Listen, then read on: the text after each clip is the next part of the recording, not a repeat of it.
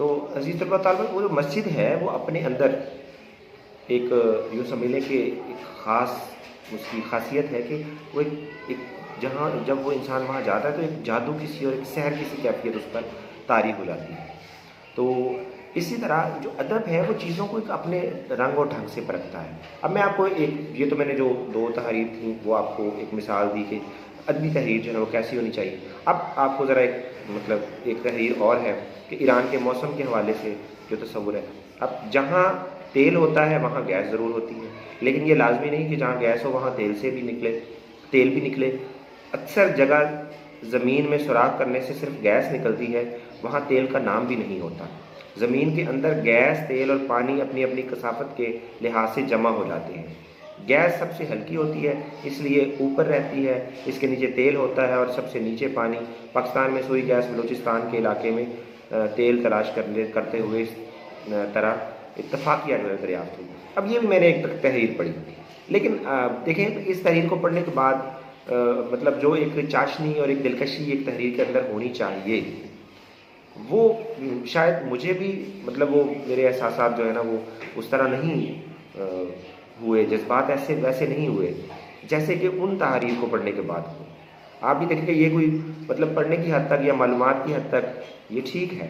اس کے علاوہ ایک اور افغان مجاہدین کے حوالے سے یہاں پہ ایک مثال ہے کہ افغان مجاہدین نے خونریز جھڑپ کے بعد جو سالار جنگ ہائی وے بلاک کر کے سالانگ ہائی وے بلاک کر کے کابل فوج کے 35 سپاہیوں کو ہلاک کر دیا، جبکہ 65 فوجیوں اور 2 افسروں کو زندہ گرفتار کر دیا۔ اب یہ تحریر آپ دیکھیں مطلب صحافت کے اعتبار سے اخباری تراشا تو ٹھیک ہے، اخباری لحاظ سے ایک تحریر ہو سکتی ہے، لیکن اس میں آپ کو کہیں بھی کوئی ادبی رنگ نظر نہیں آیا۔ تو اس عبارت میں آپ دیکھیں تو یہ ایک محض صحافتی اخباری زبان نظر آتی ہے۔ ادبی جو مطلب ادبی ایک رنگ ہوتا ہے جو ہم نے اوپر والی تحریر میں، جیسے محمد حسین آزاد کی میں نے آپ کو مثال دی اور حضرت علامہ اقبال رحمۃ اللہ علیہ کی، ٹھیک ہے نا، تو دریائے نیکر کے بارے میں تو آپ دیکھیں کہ وہاں کیا انداز اپنایا گیا ہے۔ یہ انداز یہ ادب کے ہاں اپنایا جاتا ہے۔ ادبی جو تحاریر ہیں وہ انتہائی دلکش اور اپنے اندر چاشنی اور اپنے اندر جاذبیت رکھتی ہیں، جبکہ جو غیر ادبی مواد ہے، غیر ادبی مٹیریل ہے، وہ محض ایک تحریر تو ہو سکتی ہے لیکن اس میں ادبی رنگ جو ہے وہ نہیں۔ اب تھوڑا سا ہم بات کرتے ہیں اس حوالے سے کہ جیسے میں نے آپ کو شروع میں بتایا کہ ادب بنیادی طور پہ کیا ہے۔ ادب جو ہے وہ بات کرتا ہے زندگی سے متعلق، زندگی کی رعنائیوں کے متعلق، زندگی کی خوشیوں کے متعلق، زندگی کے غموں کے متعلق، زندگی کے چھوٹے چھوٹے جو نازک سے نازک معاملات ہیں ان کے متعلق۔ اور ادبی شخصیت جس انداز سے واقعات کو اور حالات کو پرکھتی ہے، ادبی بندہ جو ہے جس انداز سے چیزوں کو دیکھ رہا ہوتا ہے ویسے دوسرے نہیں دیکھ رہے ہوتے۔ یہ ادب کا خاصہ ہے۔ اب ادب کی تعریف کے حوالے سے دیکھا جائے تو ادب کی جو مطلب جامع تعریف کے حوالے سے میرا ایک نقطہ نظر یہ ہے کہ ادب جو ہے یہ تنقید حیات ہے۔ لیکن ڈاکٹر سید عبداللہ بہت بڑے محقق ہیں، نقاد ہیں آپ، ان کی اگر ہم تعریف کو سامنے رکھیں، ادب وہ فن لطیف ہے جس کے ذریعے ادیب جذبات و افکار کو اپنے خاص نفسیاتی و شخصی خصائص کے مطابق نہ صرف ظاہر کرتا ہے بلکہ الفاظ کے واسطے سے زندگی کے داخلی اور خارجی حقائق کی روشنی میں ان کی ترجمانی و تنقید بھی کرتا ہے، اور اپنے تخیل اور قوت مخترع سے کام لیتے ہوئے اظہار و بیان کے ایسے مؤثر پیرائے اختیار کرتا ہے جس سے سامع و قاری کا جذبہ و تخیل بھی تقریباً اسی طرح متاثر ہوتا ہے جس طرح خود ادیب کا اپنا تخیل اور جذبہ متاثر ہوا۔ آپ کو ایک اس کی بہترین مثال دیکھیں، اقبال کو گزرے جو ہے نا وہ بہت برس بیت گئے، لیکن اقبال آج بھی پڑھیں، ٹھیک ہے نا، فرشتہ مجھ کو کہنے سے میری تحقیر ہوتی ہے، میں مسجود ملائک ہوں مجھے انسان ہی رہنے دو۔ آپ دیکھیں کہ اقبال نے کس طرح سے یہ احساس اور کس طرح ان کا ایک علمی شعور بھی دیکھیے، اور آپ یہ دیکھیں کہ انہوں نے یہ کہا کہ انسان جو ہے وہ فرشتوں سے بھی افضل ہے۔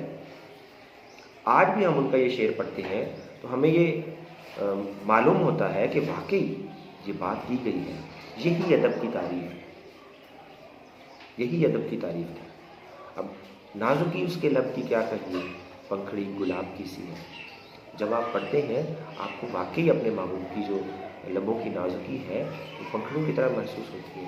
ادبی فن پارے کی یہی تعریف ہے کہ جو اس وقت شاعر نے محسوس کیا، جتنے اس کے احساسات و جذبات جو ہے وہ اس وقت. اب ایک امن کے حوالے سے ایک نظم میں اکثر پڑھتا ہوں: زمین پہ جب بھی عذاب اترے تو اس سے پہلے صبا کو اپنے گھر میں بلا کے کہنا کہ فاختائیں تو جا چکی ہیں، وہ ان کے ٹوٹے ہوئے پروں کو سنبھال رکھے، خوشبوئیں جو بچی ہوئی ہیں ان کا خیال رکھے. زمیں کے باسی سبھی خداؤں کا فیصلہ ہے، خوشبوؤں کے تمام مسکن اجاڑ ڈالو، تمام بھمروں کو مار ڈالو. یہ امن کے حوالے سے کہ زمین کے باسی سبھی خداؤں کا فیصلہ ہے. آج بڑی بڑی جو سپر پاورز ہیں ان کا یہ فیصلہ ہے امن جو ہے یہ دنیا کا ختم کر دیا ہے، امن تباہ کر دیا جائے. اب آپ یہ دیکھیے کہ اس میں کس حد تک جو ہے نا وہ احساس سبھی جو زمین کے باسی سبھی خداؤں کا فیصلہ ہے. ادب مخاطب ہوتا ہے، انداز میں مخاطب ہوتا ہے کہ زمین کے باسی سبھی خداؤں کا فیصلہ ہے، خوشبوؤں کے تمام مسکن اجاڑ ڈالو، تمام بھمروں کو مار ڈالو.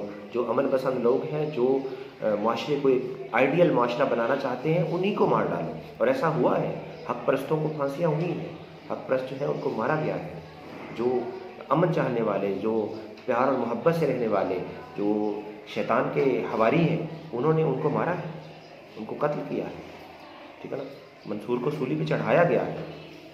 آپ یہ دیکھیں بہت اچھا. ایک اور چیز، اب یہ تعریف ڈاکٹر سید عبداللہ کی پڑھنے کے بعد جو ادب میں ہمیں مزید جو ہماری معلومات میں اضافہ ہوتا ہے وہ یہ کہ ادب جو ہے اس میں ایک تو منظوم انداز، نظم جو ہے منظوم انداز میں، شاعری کے انداز میں، یہ ادب کہلاتا ہے.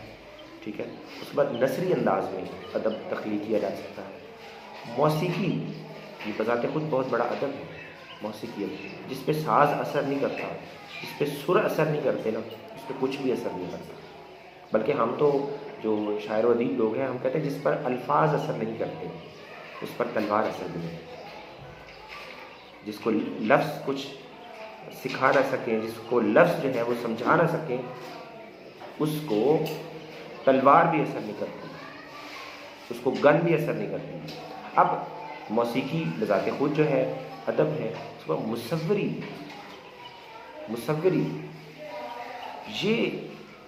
یہ بھی ادب ہے. فنون لطیفہ جتنے بھی ہیں، سنگ تراشی، پتھر کا تراشنا، اس میں بھی ادب ہے. اس کے بعد رقص جو ہے یہ بذات خود بہت، یہ اعضاء کی شاعری ہے. آپ اپنے اعضاء کے ذریعے سے، اشارہ و کنایہ کے ذریعے سے آپ اپنی بات کو بیان کریں. یہ یوں سمجھ لیں کہ آپ کی جسمانی اعضاء ہیں، پارٹس آف باڈی جو آپ کے ہیں، یہ ان کی زبان ہے رقص. ٹھیک ہے. جتنے بھی یہ سارے فنون لطیفہ ہے یہ ادب میں شمار ہوتے ہیں. تو اس کے بعد شاعری، نثر نگاری، سنگ تراشی، پینٹنگ، خطاطی، یہ سارے جو ہے یہ ادب میں شمار ہوں گے. اب ادیب جو ہے وہ جذبات اور افکار دونوں کو پیش کرتا ہے.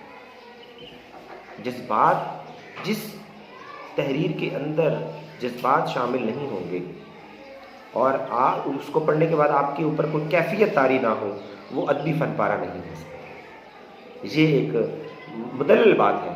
ادبی فن پارہ وہی ہوگا جس کو پڑھنے کے بعد آپ کی جو طبیعت ہے، آپ کی جو طبع ہے، اس پر وہ ایک اثر چھوڑے، ایک اپنا تاثر چھوڑے، وہ ادبی فن پارہ ہے. اب جو ادیب ہے وہ نہ صرف جذبات و افکار ہیں ان کی ترجمانی نہیں کرتا، بلکہ اگر اسے کہیں تنقید کرنا پڑ جائے معاشرتی رویوں پر یا کوئی بھی مطلب کسی قسم کی تنقید، تو وہ ایک اچھا ناقد بھی ہوتا ہے، تنقید بھی کرتا ہے. محض یہ نہیں کہ آپ کو انٹرٹین کرنے کے لیے یا ایسی جگہ. ہاں، جہاں کہیں کوئی معاشرتی، اب ایسی بہت ساری ایسی باتیں ہیں، حاکم وقت کے سامنے ڈٹ گئے شاعر و ادیب لوگ، ہے نا. صبح بے نور کو اس دستور کو میں نہیں مانتا، میں حبیب جالب، انقلابی قسم کا ایک نقطہ نظر ہے. آپ اندازہ کریں کہ ادب جو ہے وہ تن کے بھی کھڑا ہو جاتا ہے، وہ کہتا ہے نہیں، میں نہیں مانتا، میں نہیں جانتا.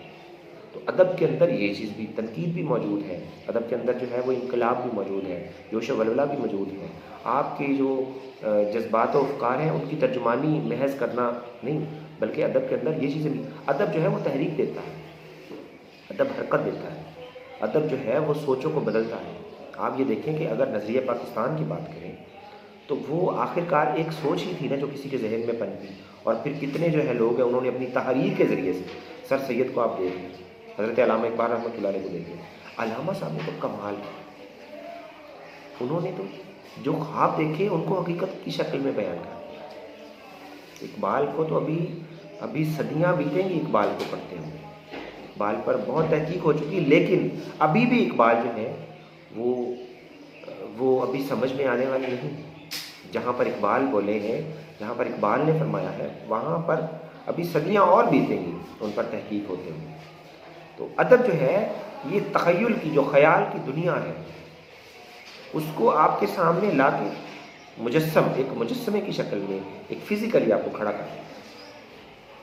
شاعری کی، جیسے میں نے ابھی آپ کو تعریف بیان کی کہ شاعری جو ہے وہ ہوا کی تصویر بنا لے۔ اب آگے تھوڑا سا دیکھا جائے تو اب ہم بات کرتے ہیں ادب کی جو اقسام ہے ان کے حوالے سے، کس طرح کا ادب ہوتا ہے۔ ادب کی جو بنیادی طور پر ہے وہ دو اقسام ہیں۔ ایک ادب ہوتا ہے منظوم شکل میں، نظم کیا گیا منظوم شکل میں، دوسرا ادب ہوتا ہے نثر کی شکل میں۔ اب اس حوالے سے تھوڑی سی بھی وضاحت یہ کرتا چلوں گا کہ جو منظوم شکل میں ادب ہوتا ہے، نظم کیا گیا ادب ہوتا ہے، وہ ادب، اب نثر اور نظم میں یہ فرق آپ کو بتاتا چلوں، جو شاعری کی زبان ہے اس میں اور نثر میں فرق ہے۔ جو نثر ہے وہ بات کو سادہ انداز میں بیان کرتا ہے، اور جو شاعری ہے ایسے الفاظ کا چناؤ کرنا کہ وہ بہترین لگے۔ نثر ہے بہتر الفاظ کا چناؤ، جبکہ شاعری ہے منظوم انداز ہے بہترین الفاظ کا چناؤ۔ یہ نثر اور نظم میں فرق ہے۔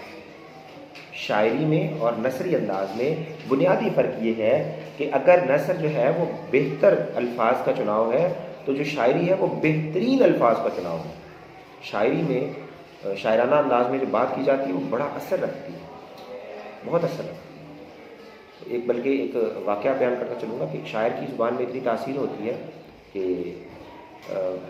جو شعراء ہیں ان کو باقاعدہ جنگوں کے لیے ان کے کلام کو استعمال کیا جاتا ہے۔ بلکہ آپ حضرت سیدنا علی المرتضیٰ شیر خدا، ٹھیک ہے نا، آپ ان کے حوالے سے آپ دیکھیں، آپ حیدر کرار کو دیکھیں کہ آپ بڑے خوبصورت اشعار جو ہے وہ پڑھا کرتے تھے، اور جب میدان جنگ میں جانا تو پہلے اشعار کی شکل میں اپنی جرت و شجاعت اور بہادری جو ہے وہ بیان کرتے۔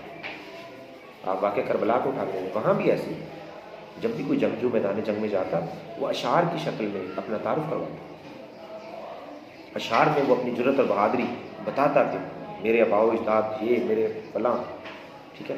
تو یہ ایک طریقہ کار ہے۔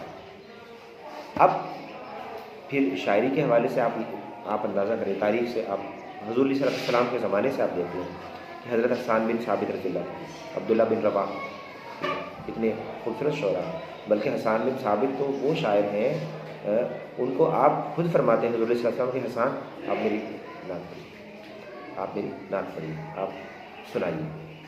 ایک بلکہ میں روایت پڑھ رہا تھا اس کے حوالے سے کہ ایک دفعہ یوں ہوا کہ ایک صحابی جو ہے وہ حضور علیہ السلام کی بارگاہ میں سب تشریف فرما تھے، تو آپ نے انہیں، ان کا نام میرے ذہن میں نہیں ہے، کہ آپ نے انہیں کہا کہ آپ جو ہے نا وہ میری کہ آپ نعت پڑھیے، اشعار سنائیے۔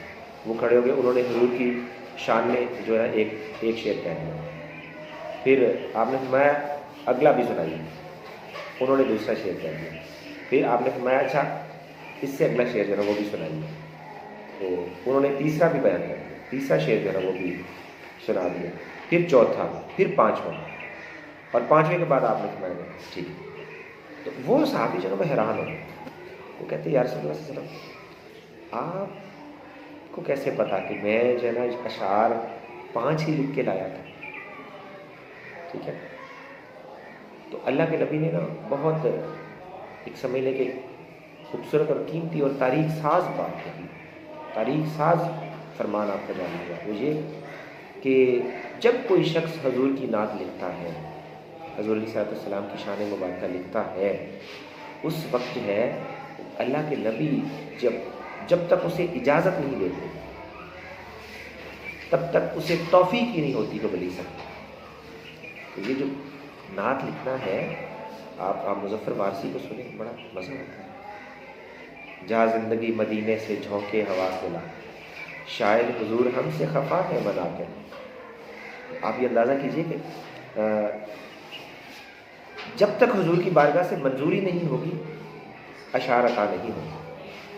تو ایک تو شاعرانہ انداز ہے، اب آگے آتی ہے نثر کی بات۔ اب نثری انداز میں دیکھیں تو ہمارے ہاں داستانیں ہیں، بڑی بڑی طویل داستانیں ہیں وہ لکھی گئی۔ اس کے بعد خاص طور پہ جو دیکھا داستان امیر حمزہ، یہ پڑھائی جاتی تھی ہمارے مدرسوں میں۔ اب تو یہ انہوں نے ہمارے سمجھ لیں کہ جب سے فرنگی آیا، انہوں نے ہمارے ادب کا جو ہے، اس نے ہمارے ادب میں سے وہ ہمارے جو اسلاف کے قصے کہانیاں تھے وہ ختم کر دی۔ ہمیں جو ہے نا وہ ایسے ادب کی طرف لے گیا جو چلے خیر یہ ایک الگ۔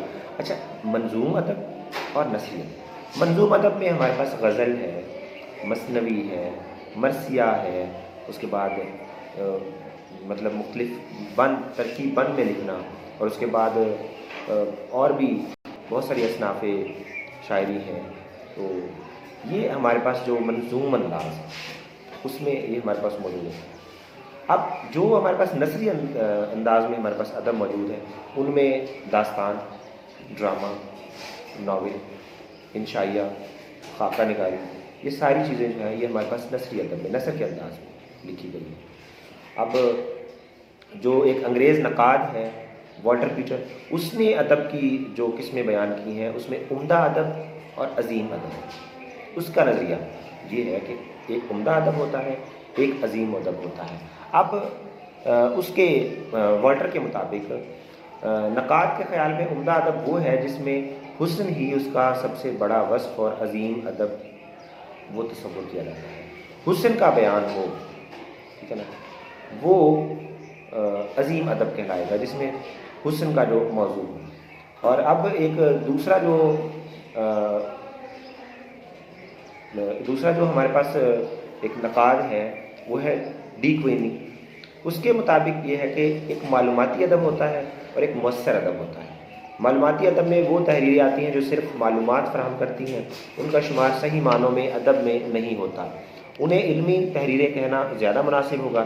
اس لیے بعض اوقات تاریخی، ادبی، طبی اور سائنسی ادب کی اصطلاحیں بھی استعمال کی جاتی ہیں۔ تاریخی، ادبی مطلب سائنسی۔ اب ایک اور چیز ہے، ادب کی جو ادب کیوں ضروری ہے؟ میں بڑا حیران ہوتا ہوں کہ جو شخص انجینئر ہے، ڈاکٹر ہے، اس سے کیا ضرورت پڑی ہے موسیقی سننے کی یا وہ نعت سننے کی؟ اور ادب کی جو بہترین مثال ہے ہماری کائنات میں سب سے بڑی مثال جو ہے وہ یہ میری اپنی ذاتی رائے ہے کہ قرآن جو ہے اس سے بڑا اعلیٰ، عمدہ، کمال کا ادب تخلیق آج تک نہیں پایا۔ بلا شبہ دنیا کی ساری کتابیں، سارے علوم ہیچ قرآن کے ساتھ۔ آپ کافیہ ردیف کی بات کرتے ہیں، آپ یہ دیکھیں صحیح کہ انا اعطیناک الکوثر فصلی لربک وانحر ان شانئک ھو الابتر۔ آپ اندازہ کریں نا کس کمال سے کوثر، ونحر، ابتر، قوافی کا استعمال، کتنا خوبصورت قوافی۔ یہ کافیہ جو ہمیں قرآن سے جو ملتے ہیں، عمدہ اور اعلیٰ مثال قرآن حکیم ہے۔ وہ کہتے تھے نا کہ یہ تو کسی شاعر کا، دیوانے شاعر کا کلام ہو سکتا ہے، یہ کیا فرمان آیا ہے؟ اچھا تم اگر یہ کہتے ہو کہ اگر یہ شاعر کا کلام ہے یا یہ کوئی مطلب کسی دیوانے کا کلام ہے تو جاؤ تم ایک اس طرح کی ایک آیت بنا تو لاؤ، جاؤ نا ایک آیت تو اس طرح کی بنا لاؤ، ٹھیک ہے؟ وہ نہیں بنا پائے۔ قرآن بہترین مثال ہے اگر آپ ادب کی بات کرتے ہیں۔ تو یہ عزیز طلباء طالبات ادب کی مطلب جو اقسام ہے اس حوالے سے اب تھوڑا سا میں آپ کے ساتھ مطلب سوالات کی بات کروں گا کہ کیا ہر تحریر جو ہے وہ ادب کہلاتی ہے؟ نہیں، بالکل بھی نہیں۔ ادبی تحریر جو ہے اس کا اپنا خاصہ ہے، اور اس کے بعد ایک کوئی بھی عمارت جو ہے اس کو دو تین لوگ جو ہیں وہ مختلف نقطۂ نظر سے دیکھتے ہیں۔ ادیب جو ہے اس کا ایک اپنا نقطۂ نظر ہوگا، اور اقبال کی نظم کا میں نے آپ کو حوالہ دیا، تو اس حوالے سے آپ دیکھ لیجیے کہ انہوں نے دریائے نیکر کا کس طرح انہوں نے وہاں کی منظر کشی کی، ٹھیک ہے۔ اس کے بعد آزاد نے جو مطلب آزاد کی جو متن ہم نے لیا تو سخندان فارس سے، وہ آپ دیکھ لیجیے۔ تو اس طرح اس سارے کو اب اچھے طریقے سے جانا، یہ آپ کا ایک جو سوال ہے وہ یہاں پہ کور ہوتا ہے۔ انشاءاللہ آپ یہ کر لیں گے نا تو آپ کو پیپر میں کسی قسم کا مسئلہ درپیش نہیں ہوگا۔ چلیں، یہ ہمارا جو موضوع ہے یہاں پہ اس کو ہم کلوز کرتے ہیں۔ انشاءاللہ اگلی ویڈیو میں انشاءاللہ العزیز اگلے لیکچر میں میں آپ کے ساتھ نئے موضوع کے ساتھ حاضر ہوتا ہوں۔ بہت شکریہ، دعاؤں میں یاد رکھیے گا، اور جہاں بھی رہیں کمال کرتے رہیں۔ اللہ آپ سب کا حامی و ناصر ہو، اور میرے لیے بچے ہیں بچیاں ہیں آپ سب، خاص طور پہ آپ ہاتھ اٹھا کے اللہ کی بارگاہ میں، بچیاں اپنے دوپٹے اٹھا کے دعا کیا کریں کہ اللہ رب العزت جو ہے وہ میرے لیے آسانیاں پیدا فرمائے، اور صحیح طور پر آپ تک جو علم مجھے ملا میرے اساتذہ کی جانب سے، صحیح علم جو ہے وہ آپ تک پہنچانے کی توفیق عطا فرمائے، اور ہمیں دین و دنیا یہ ایک ہی چیز ہے۔ کل میں کہتی تھی کہ دنیا جو ہے وہ دین ہی ہے بنیادی طور پر، ہمیں دونوں کی بھلائی نصیب ہے۔ بہت شکریہ۔